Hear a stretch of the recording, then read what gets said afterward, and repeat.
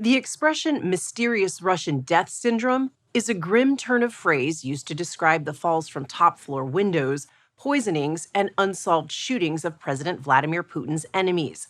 Since the invasion of Ukraine 2 years ago, he has used these methods to go after more of his critics on Western soil. Last month, the head of Britain's domestic spy agency, MI5, said Russia is on a, quote, sustained mission to generate mayhem on British and European streets as part of what U.S. intelligence officials call Putin's war on the West. Tonight, evidence of this in one of the most brazen assassinations ever committed outside of Russia. Villajoyosa is a seaside resort town on Spain's Mediterranean coast. Many of the residents who live there year-round are from Russia and Ukraine. But this past February, the town whose name translates to Joyful Village was the scene of a horrific murder that made international headlines. Inside a parking garage, the victim's body was discovered riddled with bullet holes. It looked like a mafia-style contract killing. One of the witnesses at the scene was the building's handyman, Ruben Ferrandis. I was inside a section of the garage cleaning, and I heard a car speeding up the ramp really fast. Ferrandis told us he checked the exit ramp of the garage, and that's when he saw a body lying face up on the pavement. We didn't touch him, but we saw he was already dead. Ferrandis said he called for help. How many times had he been shot? They opened up his T-shirt, and he had a bullet, one bullet, right in his heart. One in his heart, one in his ribs, and in his belly he had some. The lady from the ambulance said he'd been shot 5 times. Police later identified the victim as a 28-year-old Russian named Maxim Kuzminov. In 2023, Kuzminov bought an apartment inside this high-rise complex. His murder was not the first time Kuzminov had made international headlines. He was a military helicopter pilot in Russia who defected after being recruited online by Ukrainian intelligence officers. They helped him plan his escape. This is the helicopter Kuzminov flew on August 9, 2023. Below radar so he wasn't detected as he crossed the front lines from Russia into Ukraine. Kuzminov handed over the helicopter, seen in this footage from the Ukrainian military. He also gave them sensitive military equipment and top-secret Russian intelligence. In return, Ukraine gave Kuzminov $500,000 and a new Ukrainian identity. It was a big victory for Ukraine, which had Kuzminov tell his story on national TV. What is happening now is simply a genocide of Ukrainian people, both Ukrainian and Russian people. I did it because I didn't want to be part of these crimes. I know exactly how this will end. Ukraine will definitely win this war because its people are very united. Kuzminov's Ukrainian handlers warned him not to leave the country because of fears Putin would send a Russian military kill team after him. But he didn't listen. In Spain this summer, we went to the garage where Kuzminov was killed and saw for ourselves the bullet holes, the crime scene, and the placement of security cameras. We were told those security cameras recorded the murder and that the footage showed 2 assassins entering the garage and hiding in the backseat of their car behind tinted glass. They waited for 5 hours for Kuzminov to show up to his parking spot. Then they sprayed him with bullets. Did you not hear gunshots? No. Nothing. It was completely silent? Nada. Nothing. I just heard the car leave in a big hurry, and that's when I came out, but I didn't hear any gunshots. What does that tell you about the weapons that they used? That they used a silencer, because otherwise I would have heard the gunshots. The assassins fled the scene and burned the getaway car with an industrial-grade accelerant. This would have destroyed any GPS tracking in the car, hiding their trail. The remnants were discovered on the other side of a tunnel in a place so isolated the killers likely would have needed help from locals to know the location.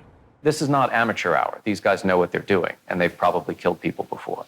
Michael Weiss has been researching Russian intelligence services for decades. He's the U.S. editor at The Insider, an investigative magazine created by Russian journalists in exile.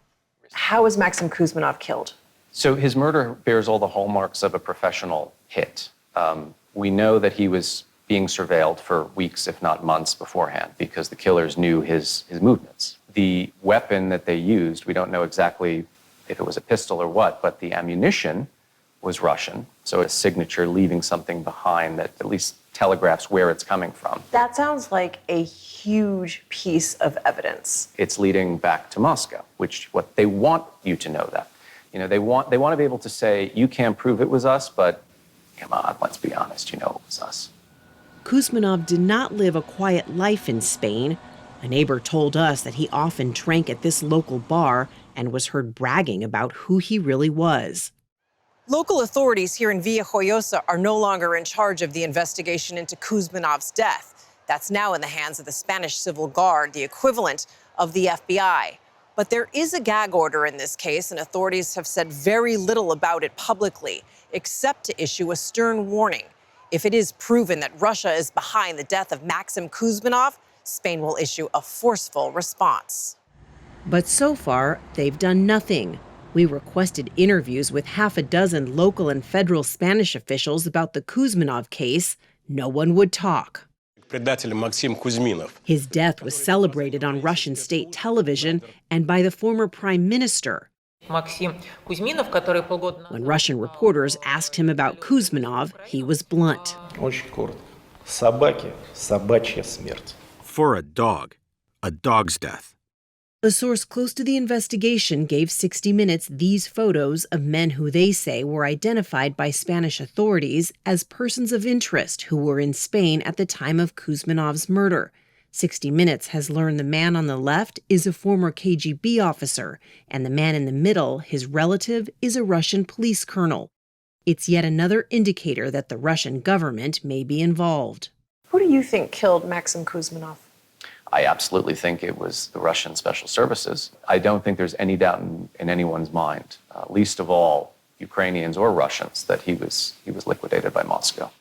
And it appears the Ukrainians are pushing back. In a bizarre twist straight out of a spy thriller, Kuzminov seemed to rise from the dead 5 months after he was killed. These pictures appeared this summer on social media, showing a man who looked like Kuzminov at an air show. 60 Minutes has learned it was likely a Ukrainian intelligence officer wearing an elaborate disguise, including a mask made to look nearly identical to the Russian defector. The Ukrainians were conducting their own misinformation campaign, trying to beat the Russians at their own game. Their goal? To make the world think Kuzminov had survived the assassination attempt and was still working for Ukraine, a show to other potential Russians that they would be safe if they too defected. We confirmed that the real Kuzminov was buried in an unmarked grave in southern Spain. Why would the Spanish government not be screaming from the rooftops about a murder on their soil? Because it's going to lead to panic. If you're a tourist, you want a vacation in Alicante knowing that you might be collateral damage in some Russian assassin's hit. Is this Western governments looking the other way in some cases? Very much so. Because the price of looking directly into the eyes of the Kremlin is what? What's the risk? Well, there's also a fear of escalation. That's because there have been more than 60 mysterious deaths of Putin's enemies in Russia and Europe since the Ukraine war began, like gas executive Sergei Protosenya and his family, who died in a reported murder-suicide in this villa in coastal Spain 2 months after the Ukraine invasion. And Dmitry Zelenov, who ran one of Russia's largest real estate companies, died from head injuries after falling downstairs in the French Riviera. Dozens more like this man have fallen out of windows or died in crashes in Russia. It has European officials increasingly on edge about how much Putin gets away with. If we don't stop him at his borders, he will march on. Jovita Nelipshena is the ambassador to the United States from the European Union and Lithuanian by birth. In recent years, we've seen Russia linked to a number of attacks on infrastructure around Europe. They have been accused of targeting arms, shipments, railways.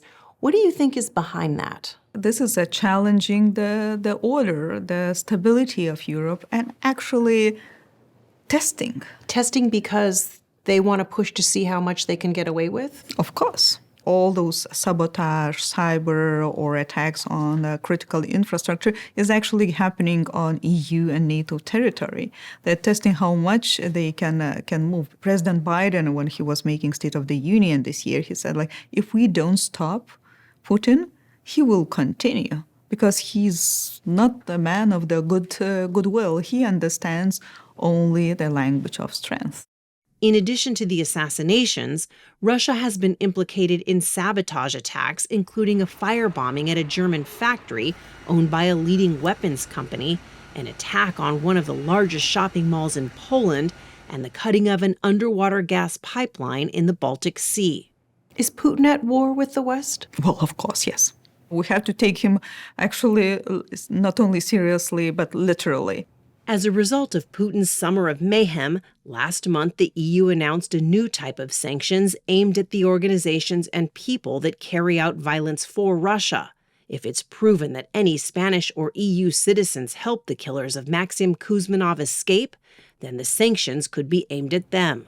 The question is whether sanctions and diplomacy are working. You just have to imagine and think what could happen if we don't have neither sanctions, neither diplomacy, neither economic measures. The war would be in the different scale and a different attitude if we don't have the sanctions. But as we sit here today, is it fair to say that Russia is winning? Well, definitely not. We are on the winning side. Have you heard anyone wanting to move to live in Russia recently? I think not. Is what Russia is doing in Europe a warning for the United States? It's the warning for everyone of us that they are not really only in Ukraine with the war there. They are here. It's actually happening everywhere. So that's why we have to be vigilant, every one of us. Is Vladimir Putin bringing his war on the West to U.S. soil? Next, a rare interview with the official who leads the legal fight against Russia at the U.S. Department of Justice.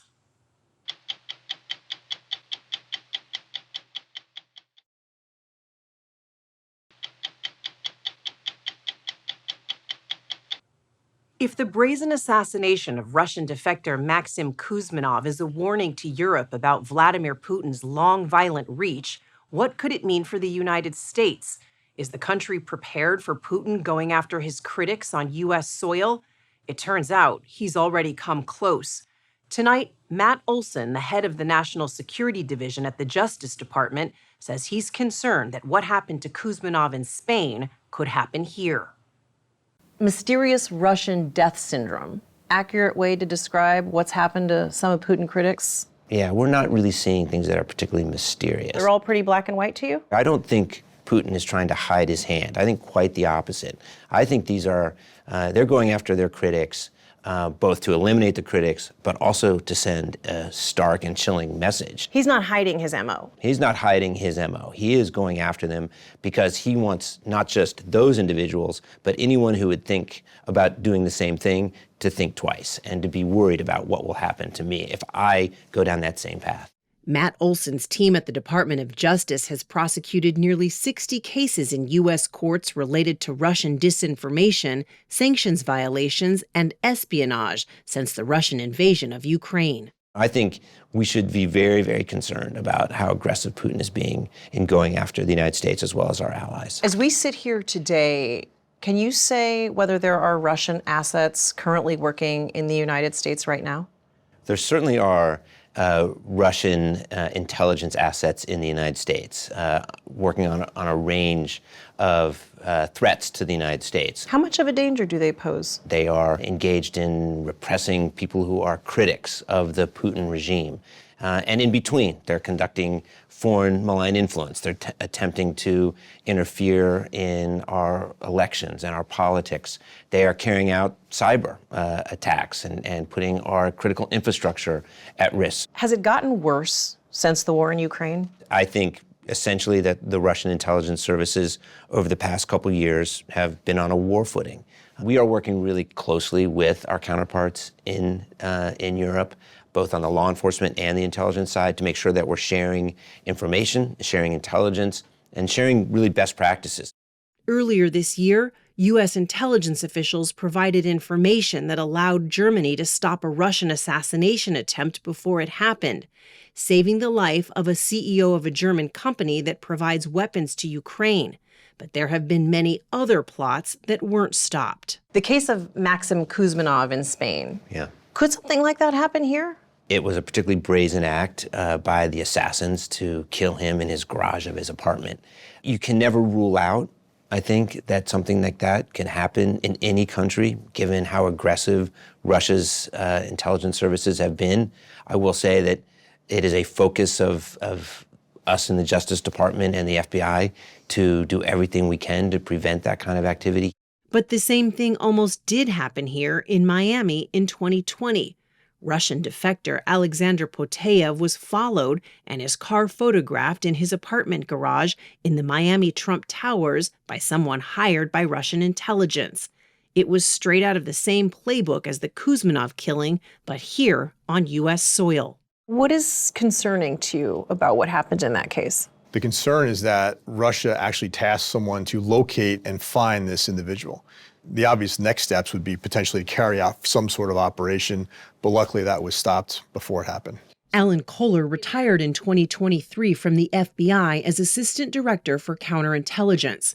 His team was responsible for the Poteyev investigation that led to this man, a Mexican citizen named Hector Fuentes. Fuentes had studied in Russia and had a Russian family. Russia prevented his Russian wife from leaving the country, and in exchange for cooperation on that, Fuentes agreed to carry out some activities on behalf of the Russian intelligence services. The main one of those was to rent an apartment in a particular apartment complex in Florida, and then later to actually go there and do surveillance to locate the source's car. In Miami, a security guard saw Fuentes tailgating another car to slip into the parking garage. Fuentes was later arrested and admitted he was working for Russian intelligence. He pleaded guilty to acting as a foreign agent. So in that situation, it all worked out. Right. There was no harm done. There was an arrest. Does that case tell you that Russia is this close from being able to pull that off? Oh, it certainly tells us Russia could pull it off if they really put the effort into it. That is our concern, 100%. For that source and lots of other people inside the United States. So who was Alexander Poteyev, the man Fuentes was tracking? There's only one known picture of him from his early days in the Russian army. But Poteyev was a double agent working for the U.S. In 2010, a group of Russian spies was rounded up in the U.S. Alan Kohler led the FBI team that surveilled them for years as they lived seemingly normal lives, all while secretly passing intelligence back to Moscow. The case was the basis of the hit TV show The Americans. We work for our country. The Soviet Union. In real life, Alexander Poteyev was their boss and ran the group of illegal agents from Moscow until he gave their identities away to U.S. intelligence and defected to Miami. For that, Putin wanted him dead. Sources told 60 Minutes Poteyev is still alive and is in hiding, but Kohler warns that Putin is fully capable of killing an enemy on U.S. soil.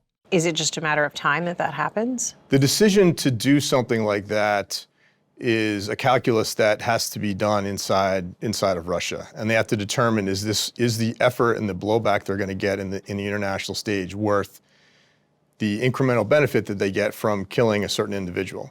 Kohler says the FBI has the resources to fight back against Russia in the United States, but it can be very difficult to stop a determined assassin. So I don't want to make it sound like Russia's 10 feet tall and bulletproof, because they're not. But it's also not hard to kill somebody. You know, take the United States, for example. There's thousands and thousands of people that land from overseas every single day. The FBI and Department of Homeland Security, we can't track every one of those. You know, it's possible that they could actually carry out those attacks without law enforcement, FBI, anybody else knowing about it. If the Kremlin did want an opponent killed here in the United States, wouldn't they make that look like a suicide? They could, sure. We may never know. That's what makes it so hard That's what makes this work so hard, the business of counterintelligence and trying to counter what other countries are trying to do, is they deliberately try to obfuscate and hide their efforts. So if they wanted somebody killed and they came in and did it without an intelligence tie and used maybe a conduit or a third party, it'd be very difficult to figure that out. The Washington, D.C. death of a vocal Putin critic named Dan Rappaport could be one of those cases where Russia is trying to cover its tracks. Rappaport was a financier from Latvia with ties to Russia and Ukraine. He died after falling from his apartment building in 2022, about a mile from the White House. Rappaport's Russian business partner had died years earlier in a fall from his Moscow apartment that was caught on camera. Rappaport's manner of death is still considered undetermined by D.C. police, and the case is still open. Retired FBI agent Alan Kohler told us D.C. authorities never briefed him on the case when he was the head of counterintelligence. My takeaway from Russia right now is the U.S. took its eye off of Russia after 9/11, when we all pivoted and really the world pivoted towards counterterrorism. But to dismiss them as an intelligence threat would be unwise for all of us to do. They're still at it in a very dangerous way. They're still at it in a very dangerous way. The same people are still in charge. They have the same capabilities and the intent to do all the things they've done in the past. It looks like Putin has been allowed to get away with this. Has he? In many ways, yes. So he's been able to poison and kill his way around the world for over a decade now with just some sanctions put on his government. But he's still in charge, and his behavior hasn't changed. Did he get away with it? I mean, I think an objective observer has to say yes.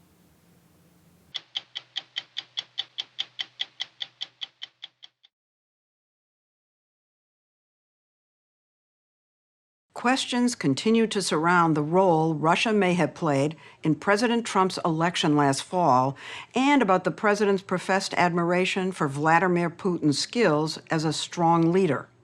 What the president doesn't talk about is the unfortunate fate that stalks some of Putin's most prominent critics. They have been victims of unsolved shootings, suspicious suicides, and poisonings. Tonight, the story of one of them. Vladimir Kara-Murza was an opposition activist on the front lines, protesting Putin's policies, organizing demonstrations, and town hall meetings. He knew he was on a dangerous mission. When we met him last year, he told us that one day in May 2015, he learned just how dangerous. I was in a work meeting with my colleagues in Moscow when I suddenly started to feel really sick, and I went within about 20 minutes from feeling completely normal to feeling like a very sick man, and I don't remember anything for the next month. You were out for a month? I was in a coma for a week, and I don't remember anything for a month, and had basically a cascade of all my major life organs failing one after another, just switching off, the lungs, the heart, the kidneys. He was shuttled from hospital to hospital in Moscow for 2 days as doctors frantically tried to figure out what was wrong with him. I was at one point connected, I think, to 8 different artificial life support machines, and doctors told my wife that it's only going to be about 5% chance that I'll survive. But he beat the odds. When we spoke with him last year, he'd been recovering for a year, but he was still walking with a limp from nerve damage. So what happened? Well, it was some kind of a very strong toxin. We don't know what it was because, with these things, as people who know more about this than I do explain to me, you basically have to know exactly what you're testing for in order to find it. So they never found the exact compound? They never did. It wasn't till the 4th day, and after he'd been on a dialysis machine, that blood was drawn and sent to a toxicology lab in France. It found heavy metals in his blood, but no specific toxin. Still, Kara-Murza maintains that he was poisoned. I have absolutely no doubt that this was deliberate poisoning, that it was intended to kill. Because, as I mentioned already, the doctors told my wife that it's about a 5% chance of survival, and when it's that kind of percentage, it's not to scare, it's to kill. Can you be sure that what happened to you was directed by Mr. Putin? Well, of that I have no idea. I don't know the precise circumstances, I don't know the who or the how, but I do know why. Vladimir Vladimirovich Putin. In recent years, quite a few of Putin's enemies have perished by swallowing things they shouldn't have. In 2006, Russian spy turned Kremlin critic Alexander Litvinenko drank tea laced with polonium-210. 2 years earlier, the Ukrainian politician Viktor Yushchenko had somehow ingested dioxin. He survived, but was disfigured. But what would the motive be in the case of the critic Vladimir Kara-Murza? Cambridge educated, he was for years a Washington-based reporter for a Russian TV station. So he was well connected and had perfect English, which he used to incessantly criticize the regime on the international stage. A government that is based on genuine support does not need to jail its opponents. As if his outspokenness wasn't enough to anger the Kremlin, he made matters worse for himself when he joined forces with this man. It's death if you cross the Putin regime. Bill Browder was for years the largest foreign investor in Russia and Putin's champion, but he turned into a dogged adversary when his Russian tax attorney Sergei Magnitsky blew the whistle on alleged large-scale theft by government officials. We discovered massive corruption of the Putin regime. Sergei exposed it, testified against the officials involved. He was subsequently arrested, put in pretrial detention, tortured for 358 days, and killed at the age of 37. Browder was so outraged, he joined with Vladimir Kara-Murza to lobby the U.S. Congress for a law targeting those responsible for that death and other human rights violations. They succeeded. The Magnitsky Act passed in 2012. It's the first law that sanctions individual Russians, 44 so far. The Magnitsky Act is designed to sanction, to freeze the assets and ban the visas for people who commit these types of crimes in Russia. So they can't get to their money, which may be stashed in the United States. And so Vladimir Putin is extremely angry that the Magnitsky Act was going to be passed. He was even angrier when it got passed, and he was even angrier when people started getting added, names started getting added to the Magnitsky list. One reason Vladimir Kara-Murza is convinced he was targeted is because 6 people connected to the Magnitsky case, as he was, have ended up dead. One of them was Boris Nemtsov, a leader of Russia's opposition and Kara-Murza's partner in lobbying for the Magnitsky Act. On the 27th of February 2015, he was killed by 5 bullets in the back as he was walking home, as he always did out in the open without bodyguards. This was an assassination. In some of the deaths, proving there was foul play has been a challenge. Take the case of this Russian banker who came forward with incriminating documents related to the Magnitsky case. Alexander Parapolichny was a whistleblower. At the age of 44, he went jogging outside his home in Surrey, outside of London, and dropped dead. The police deemed it a unsuspicious natural death. Well, they did look for poison, they just couldn't find any. They did a very first-round toxicology screen. They didn't find anything on the first run-through. Detecting poison can be extremely difficult, and there's a reason. This Cold War CIA memo reveals that the Soviets ran a laboratory for poisons in a large and super-secret installation known as the Chamber to test undetectable compounds. In the case of the banker in London, the coroner wasn't willing to give up.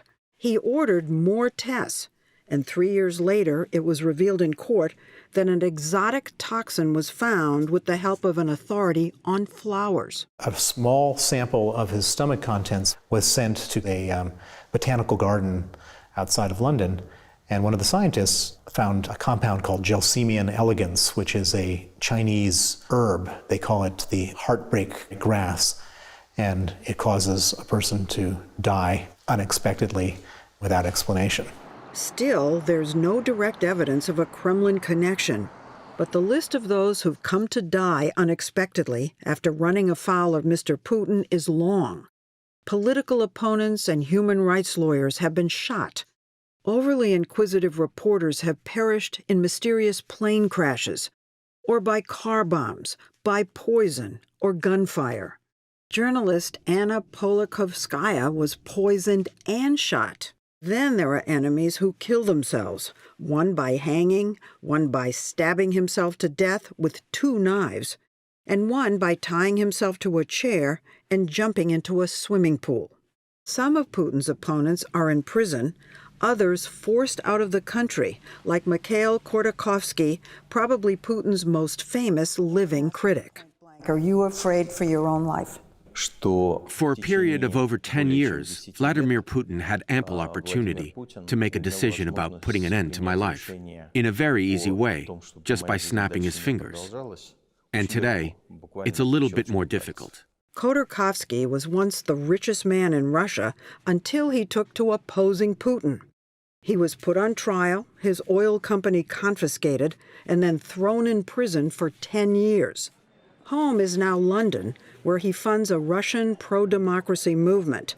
And this is where the plot thickens, because one of his senior organizers on the ground in Russia is none other than Vladimir Kara-Murza. There are people who say that what's happened to Kara-Murza is a message to you to back off. You know, for 10 years, I was receiving lots of messages from our authorities of various sorts. And some of these messages were rather unpleasant concerning my physical well-being. But the authorities saw I ignored these messages. I would like to believe that they have not forgotten that.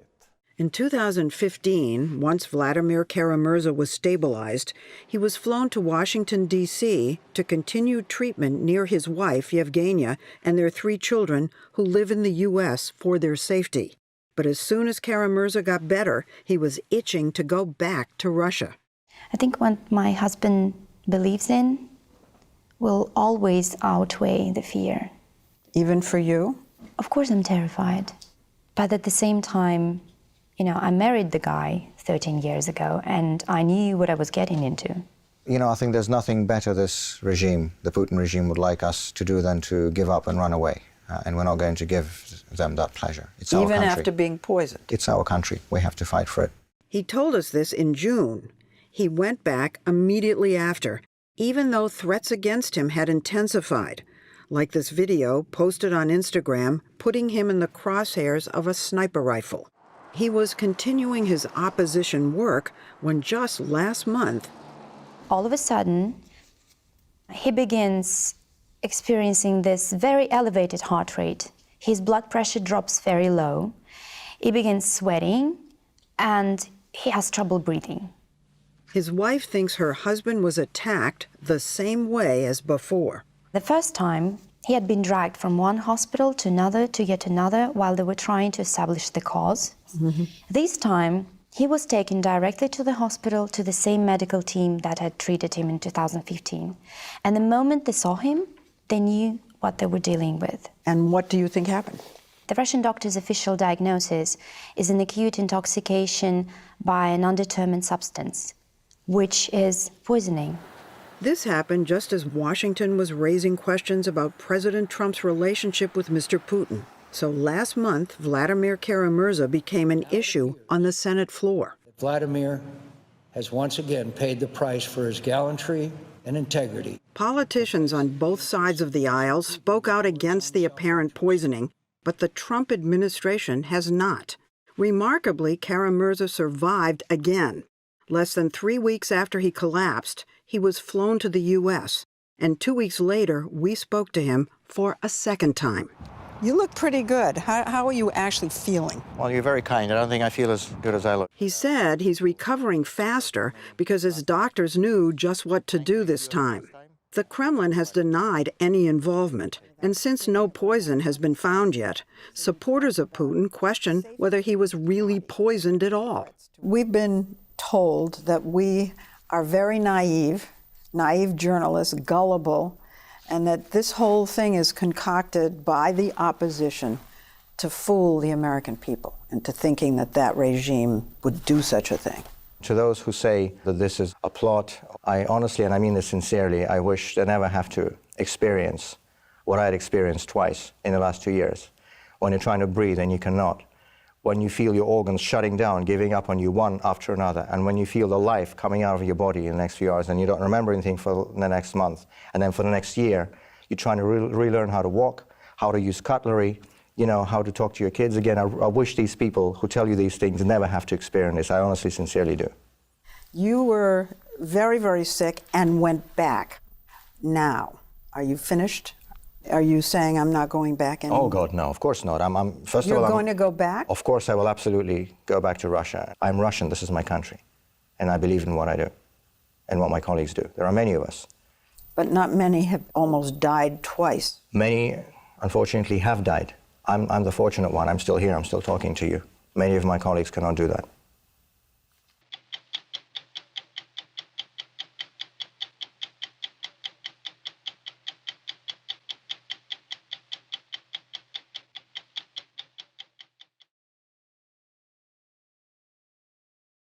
Alexey Navalny is the leader of the opposition in Russia, who has survived an assassination attempt by poisoning. He's one in a long list of Vladimir Putin's critics who have been victims of unsolved shootings, suspicious suicides, and poisonings.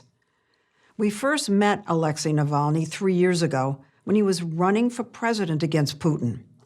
Now Navalny is recuperating in Berlin, where we went this past week after Germany granted us special permission to travel there despite COVID restrictions.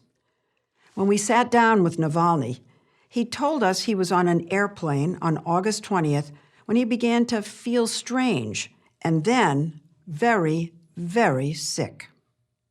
I said to the flight attendant, and I kind of shocked him with my statement, well, I was poisoned and I'm going to die. And I immediately lay down under his feet. Alexey Navalny was on a flight to Moscow from Siberia, where he'd been campaigning against Putin's party in a local election when he collapsed with no pain, but knowing he was dying. Actually, every cell of your body just telling you, that's body, we are done. Over. One of the other passengers turned on his phone and captured Navalny moaning in anguish. The pilot made an emergency landing in Omsk, where medics, thinking Navalny must be a drug addict, administered the usual treatment for an overdose and rushed him to a local hospital, where they said he wasn't poisoned, but wouldn't let him leave for days. Well, it was a big fight, and they thought that after 48 hours, these poison would be untraceable. And they just keep me there until this 48 hours will be gone. Navalny is under constant surveillance. His wife, Yulia, says government agents were at the hospital controlling access to her husband, and she believes calling the shots. At the time, Navalny was in a coma, unaware that his wife, Yulia, was waging a public campaign to encourage Western diplomatic pressure and... Did you write a letter to Putin? Yeah, I did it. Dear Mr. Putin, free my husband. I wrote, I insist that he should do it. I demand you free my husband. Yeah. It was an online campaign, let him out, and Putin thought it would be safe for him, just let me out after 48 hours. So, after 48 hours, the Russian government allowed him to be flown by air ambulance to a hospital in Berlin known for its experience with victims of poison attacks. And I gather they suspected poison right away? Yes, of course. Meanwhile, his team in Siberia searched his hotel room, collecting things Navalny may have touched, like this water bottle, which the doctors in Berlin sent along with a blood sample to a German military lab to see exactly what the poison was. And the answer was Novichok. They discovered Novichok, this nerve agent, in my blood, inside of body, on my body, and on this bottle from the hotel. So that's why we know that I was poisoned in the hotel, because it's just a pure speculation, because no one knows what happened exactly. But I think that when I was maybe put some clothes with this poison on me, I touch it with the hand, and then I sip from the bottle. So this nerve agent was not inside of a bottle, but on the bottle. Novichok is a highly toxic nerve agent said to be 10 times more potent than sarin gas. Labs in France and Sweden corroborated the finding. There's no doubt it was military-grade Novichok.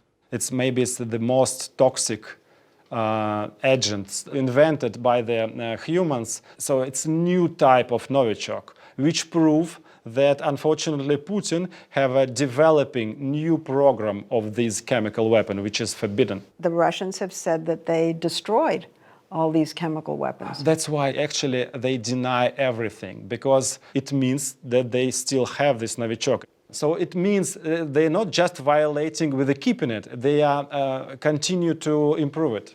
And there's no doubt that Russia is the only place where that could have come from. This is absolutely correct. It's a banned substance. It's a banned substance. I think for Putin, why he's using this chemical weapon to do both, kill me and, terrify others. It's something really scary with the people just drop dead there are no guns, there are no shots, and in a couple of hours you will be dead and without any traces on your body. It's something terrifying, and Putin is enjoying it. You have said you think that Mr. Putin's responsible. I don't think, I'm sure that he's responsible. Putin's spokesman, Dmitry Peskov, says the charge is completely baseless and unacceptable. But Angela Merkel of Germany and Emmanuel Macron of France have persuaded the European Union to impose sanctions over this. Well, all these leaders have signed on except Donald Trump. Yes, I have noticed it. Is it important to you that he condemn this action? So I think it's extremely important that everyone, of course, including and maybe in the first row, President of the United States, to be very against using chemical weapon in the 21st century. But why would Putin want to poison Alexey Navalny? When we first met Navalny 3 years ago, he was running against Putin for president. He had made a name for himself by getting his hands on incriminating internal financial documents related to high-level officials and posting them on a blog.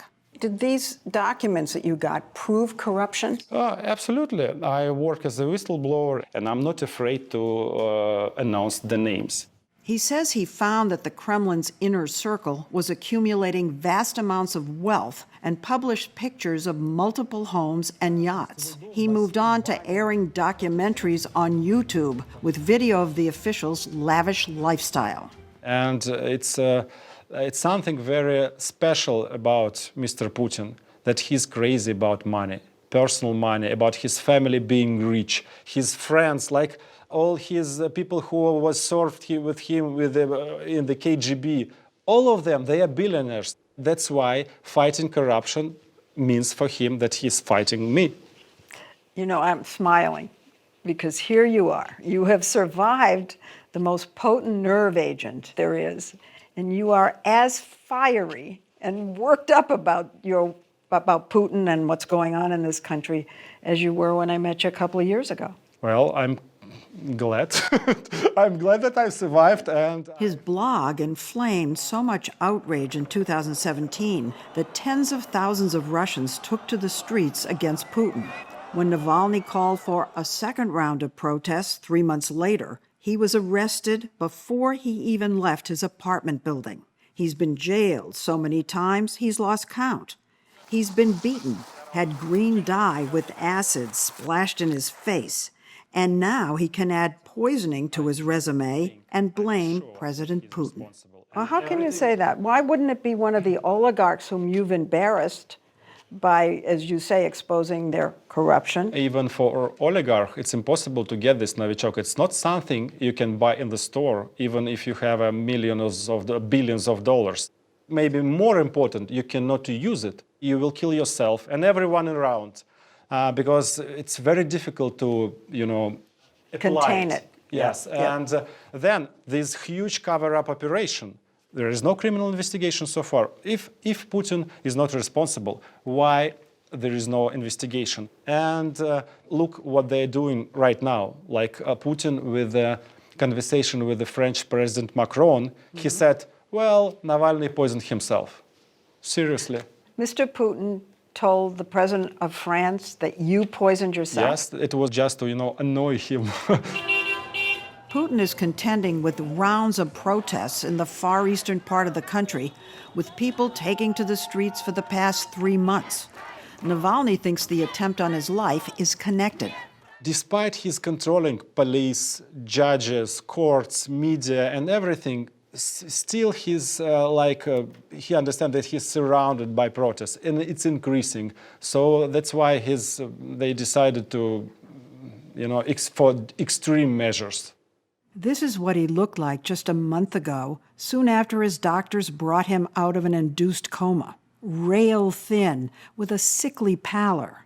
This photo was taken the first day he saw his children after being taken off a ventilator. So you were in a coma, and then you woke up. And what happened?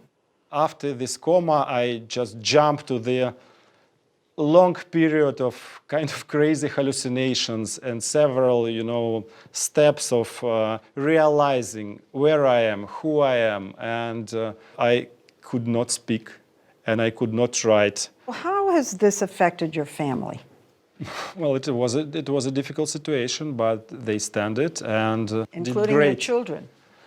Including children. Your son is 12 and your daughter is in college. Right. Those are tough ages to realize that your father came close to being assassinated. Did they say to you, Pop, Dad, you have to stop? Absolutely not. No, absolutely not. I'm very lucky man because I have all support from my family. You'd almost have to at this point. Yeah. Navalny, his wife, his bodyguard, and I went out for a walk in front of the Brandenburg Gate in Berlin, and a phalanx of police showed up. So you certainly travel with a lot of protection.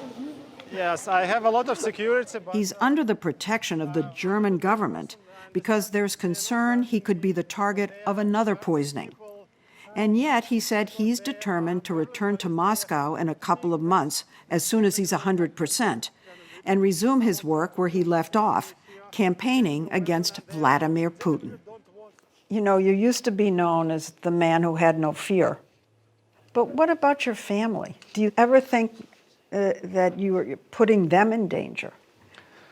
That is the toughest part. Yes, I don't feel any fear, but children, what is kind of really horrible thought if they will try to use this Novichok somewhere around my apartment, where my children is coming, this door or something, where everyone can touch it. But anyway, we should fight these people because they will never stop. They will poison someone else. They will poison more people. Well, how do you feel now? Are you back, totally back? You seem to be. I still need some time to recover, and I'm working on it. But you do go to rehab. Do you go every day? Yes, to learn from the scratch how to move, how to do some things. They're interesting that I feel kind of a bit a wooden or a tin man, like from the Wizard of Oz, because the body lost all flexibility at all. Interesting how it's work. I have no idea. It's difficult movies for me. For example, pick something from the ground. What about the psychological effect of knowing that somebody tried to kill you, came that close? I think it's a good thing. It's very useful for politicians, maybe facing that once, because it's changed you a bit. So maybe, ironically, I became kind of more human after this facing that.